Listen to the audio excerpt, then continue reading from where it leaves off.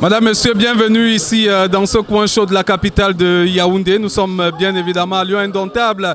Ça ne s'est pas si bien porté son nom, bien sûr, pour cette 34e édition de la Coupe d'Afrique des Nations avec 24 pays. Le Cameroun vient malheureusement de s'incliner 3-1 face à l'équipe du Sénégal, les Lions de la Teranga du Sénégal. Les Camerounais attendaient certainement un résultat positif. On a cette supportrice des quintuples champions d'Afrique.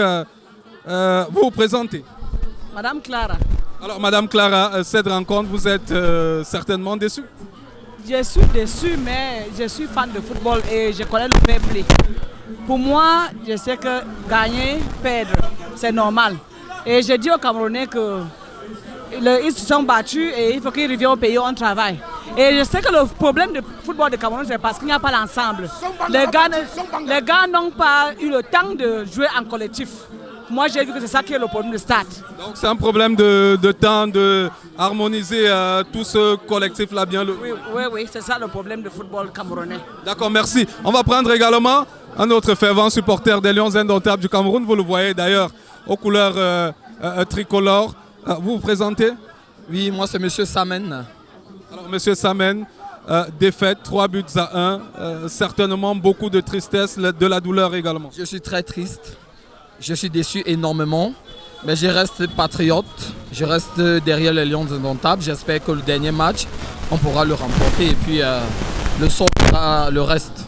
Et justement, parlant de ce dernier match, c'est un match couperé pour les Lions Indomptables, obligation de victoire pour espérer être parmi les 4 meilleurs troisièmes. Nous espérons que les Lions vont gagner ce match pour faire honneur à la patrie. Vous savez, c'est pas facile hein, avec cette nouvelle équipe. On espère que ça va passer au dernier match. C'est en tout cas tout ce qu'on espère. Hein. Nous n'avons plus que ce dernier match. Mais vraiment, nous sommes déçus par leur prestation d'aujourd'hui. On espère au dernier match. On espère.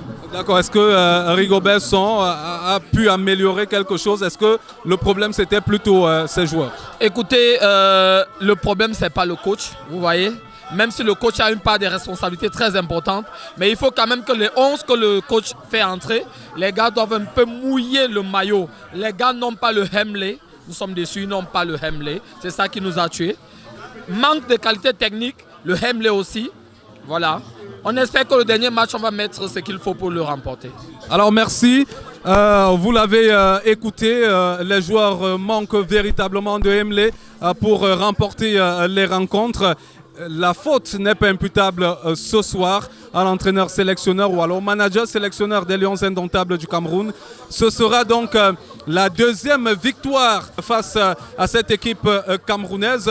La Côte d'Ivoire qui se rapproche de plus en plus des Lions Indomptables du Cameroun. Souvenez-vous, en 90, justement en phase de groupe face aux Lions Indomptables du Cameroun, 1-0.